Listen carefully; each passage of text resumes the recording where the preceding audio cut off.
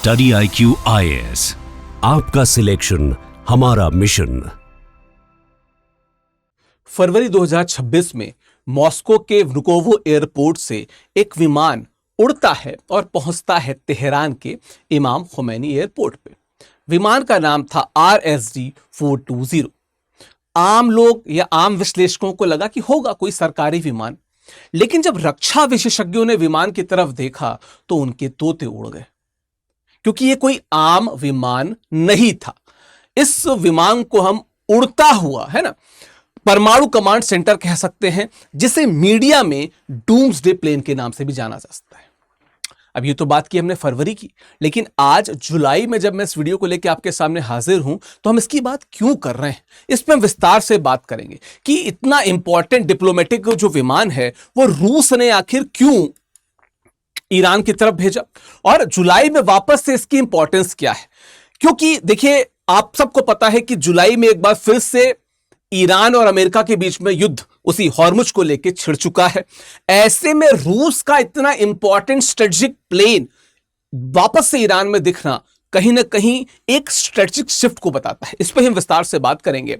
मैं आपको बता दूं कि हम इस वीडियो में आगे परत दर परत विश्लेषण करेंगे कि इसकी इंपॉर्टेंस क्या है, क्या हुआ, क्यों हुआ, कैसे हुआ, पृष्ठभूमि क्या है, और यूपीएससी स्टूडेंट्स के लिए जो सामरिक एंगल्स होते हैं वो क्या है, इस पर हम विस्तार से बात करेंगे। ठीक है, चलिए। जब हम बात कर रहे हैं तो इतना बताता चलूं, ये मेरा टेलीग्राम है, टारगेट यूपीएससी बाय विकास सिंह। स्कैन करके जुड़ जाइए। यहां पे आपको सारे वीडियो, पीडीएफ, डिस्कशंस, ऑप्शनल के, मेंस के, प्रीलिम्स के सब यहां पे होंगे। इट्स विकास लाइव मेरा इंस्टाग्राम है, यहां पे भी स्कैन करके जुड़ जाइए। दोनों जगह स्टूडेंट्स का स्वागत है। ठीक है, एक चीज और बताता चलूं कि इस समय यानी कि अगले कुछ दिन ही स्टडी IQ में आपको मैक्सिमम डिस्काउंट मिलेगा हमारे सभी कोर्सेज में। ये लोएस्ट एवर प्राइसेस हैं, 7999 प्राइस कभी नहीं रहा था। तो जो मेरा कोड है विकास लाइव, उसका इस्तेमाल करेंगे तो जो हमारे P2I बैचेस हैं जो कि स्मार्ट टेक्निक से इंटीग्रेटेड हैं, उसमें आपको मैक्सिमम डिस्काउंट मिलेगा। यार 7999 आज तक कभी नहीं हुआ। इतने मैक्सिमम डिस्काउंट में अगर जुड़ना है तो मेरा कोड विकास लाइव इस्तेमाल करना ना, मैक्सिमम डिस्काउंट वहां पे मिल जाएगा। ठीक है, तो अभी मैंने बात की कि फरवरी 2026 में नुकोवो से जो इमाम खुमैनी की तरफ जो पहली बार हमने उसको देखा था, तब तो चलो समझ में आ रहा था कि हाँ, उस समय कुछ स्ट्रेटेजिक शिफ्ट हो सकता है, कुछ बातें हो सकती हैं।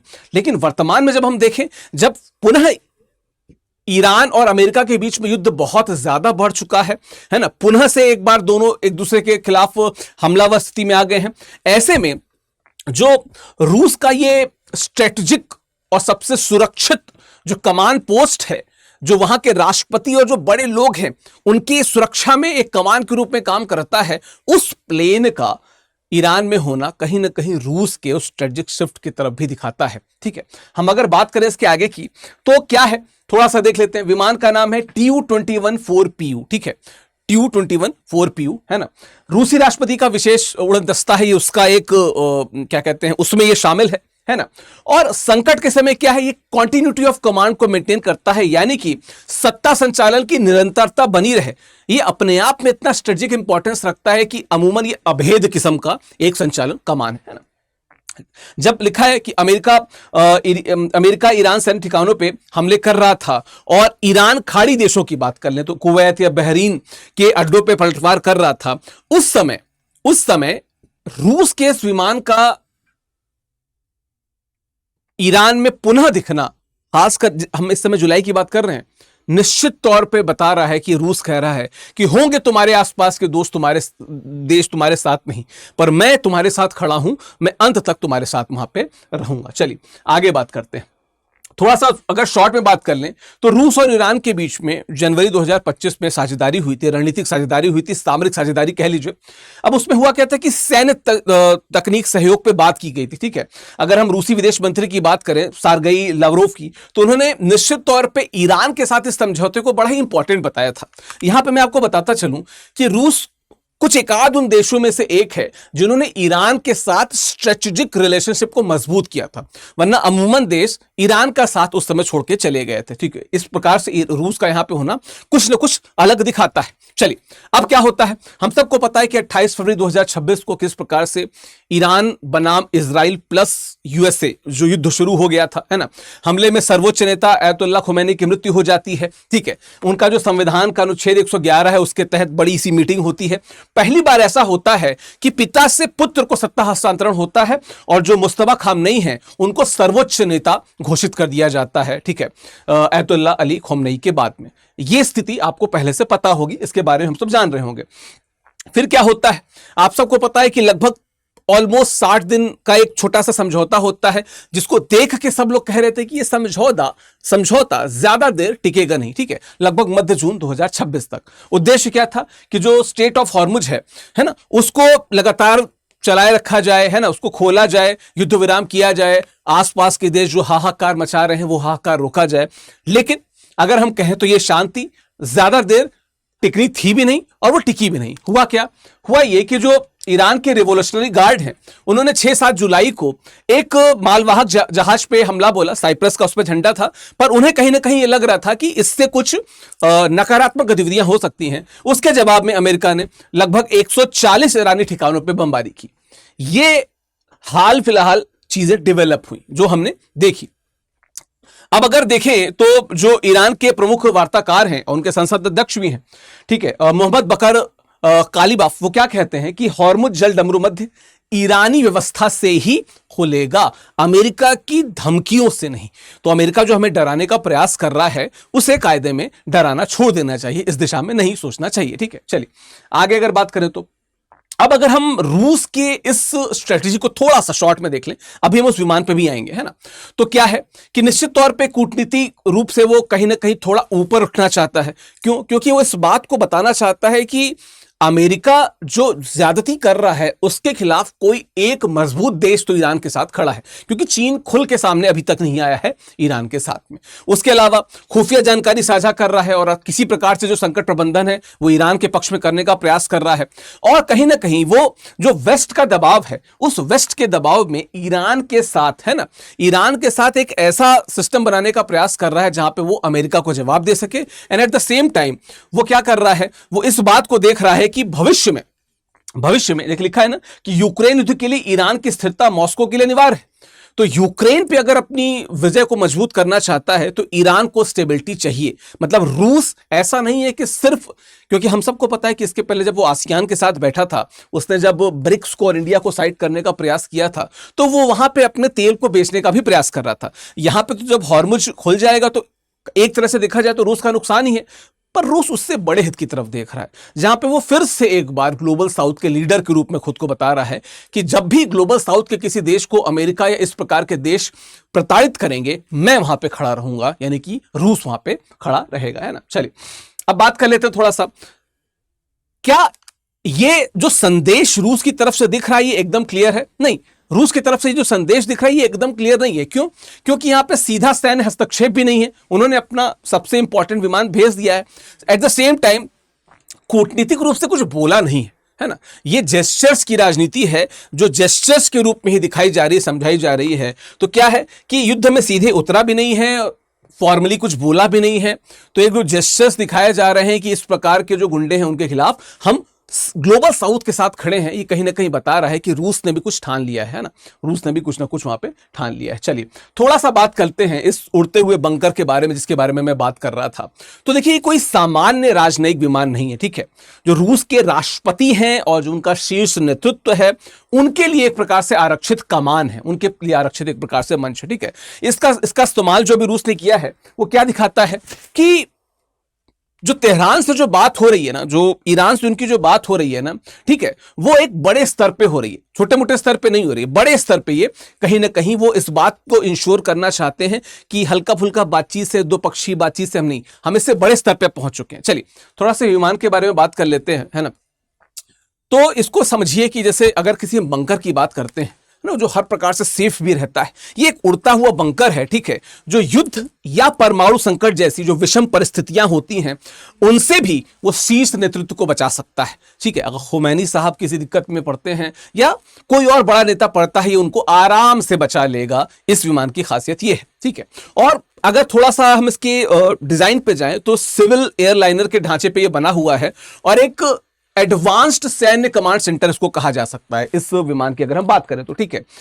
थोड़ी और बात कर दें तो इनक्रिप्टेड जो लैंग्वेज होती है, यानी कि जो कूट भाषा होती है, उसमें उपग्रह संचार प्रणाली, सुरक्षित डेटा लिंक और इलेक्ट्रोमैग्नेटिक शील्डिंग जैसी कवच जो होते हैं वो इसमें लगी हुई है, जो परमाणु विस्फोट के बाद जो उत्पन्न होती है इलेक्ट्रोमैग्नेटिक पल्स, उसको भी कहीं ना कहीं ये रोक सकती है, उससे भी विमान को ये बचा सकती है ना।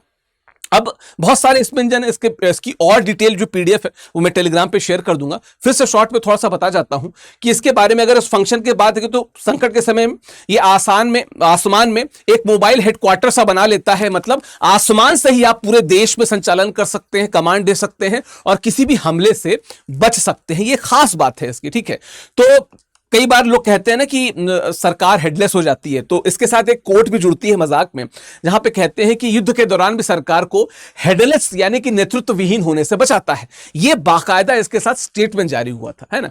तो जमीन पे हो, कहीं पे भी हो, जो कमान है उसको ये बचा के रखने में बहुत कामयाब है। और रूस के जब बड़े नेतृत्व के साथ ये लगा हुआ है तो निश्चित तौर पर इसकी इंपॉर्टेंस बहुत ज्यादा होगी, ठीक है। चलिए, और फिर से बता दूं कि जो रूस की जो स्पेशल फ्लाइट स्क्वाड्रन है, जिसको रोसिया या रूसिया फ्लाइट स्क्वाड्रन कहते हैं, ये उसका पार्ट है और राष्ट्रपति, रूस के राष्ट्रपति या बड़े जो नेतृत्व करता है वो लोग इसको इस्तेमाल करते हैं, ठीक है। और अगर हमें बताएं तो ये लगभग 7,000 किलोमीटर से अधिक की दूरी तय कर सकता है एक बार में, एक बार ईंधन इसमें भर जाए तो ठीक ठाक इसकी डिस्टेंस भी कवर होती है। चलिए, अगर हम बात करें तो अच्छा, इस शील्डिंग की मैंने वैसे बात कर दी थी, शील्डिंग को मेरे पीडीएफ को देख लीजिएगा, इसकी मैं शॉर्ट में इसकी समरी बता दी है। अब है क्या कि हॉर्मुज चेक पॉइंट की बात बार बार जब हो रही है, जलडमरू मध्य की बात हो रही है, तो क्यों हो रही है थोड़ा सा मैं बताता चलूं। देखिए, जो विश्व पेट्रोलियम है उसका 20% और जो वैश्विक समुद्री तेल का व्यापार है उसका 27% इसी हॉर्मुज जलडमरू मध्य के माध्यम से जाता है। और जो भी चीन, भारत, जापान, है ना, दक्षिण कोरिया, जो भी बड़े व्यापार हैं उनकी सप्लाई प्रभावित होती है अगर जलडमरू मध्य को रोक दिया गया। इस पर भी मैं पिछले 1-1.5 वर्ष में कोई 7-8 वीडियो बना चुका हूं, आप मेरे प्लेलिस्ट में जाके देख सकते हैं। तो कहीं ना कहीं जो तेल की कीमतें उछल रही हैं, प्रति बैरल लगातार बढ़ती जा रही हैं, उनका सीधा कनेक्शन इसी हॉर्मुज जलडमरू मध्य से है। आपने पूर्व में विभिन्न खबरों के द्वारा इनको देखा होगा, समझा होगा, ठीक है। अब इस युद्ध का स्पिल ओवर इफेक्ट क्या है कि कहीं ना कहीं ईरान ने तो कई जगह हमले किए, हम बात कर लें कुवैत, बहरीन, जॉर्डन, हर जगह हमले कर दिए, लेकिन अभी तक ईरान के साथ हमले करने में कोई जुटा नहीं था। पहली बार ऐसा लग रहा है कि रूस उसके साथ में खड़ा सा दिख रहा है। चलिए, लास्ट में अगर हम देखिए, हम समरी के तौर पे अगर लास्ट में अगर बात करें तो कहीं ना कहीं जो ईरान की चुनौती क्या है कि सर्वोच्च नेता की जो उनकी हत्या हुई है उसके बाद से एक तो वहां पे बहुत अनुभवी नेतृत्व नहीं है, उसके बाद से उनके जो पुत्र हैं वही संभाल रहे हैं, लेकिन खुमैनी साहब जैसी नेतृत्व क्षमता उनमें नहीं थी। अब रूस क्या है कि डूम्सडे विमान जो उसने भेजा हुआ है, कहीं ना कहीं वो एक मनोवैज्ञानिक संबल दे रहा है ईरान को कि हो सकता है तुम्हारा नेतृत्व नया हो, लेकिन हम तुम्हारे साथ खड़े हैं ग्लोबल साउथ की इस जंग में। कहीं ना कहीं ये मैसेजिंग देने का प्रयास किया गया है। शॉर्ट में बताते चलें कि भारत का इस पे इफेक्ट क्या पड़ेगा। तो देखिए, भारत कुल कच्चे तेल की जरूरत का 88% आयात करता है।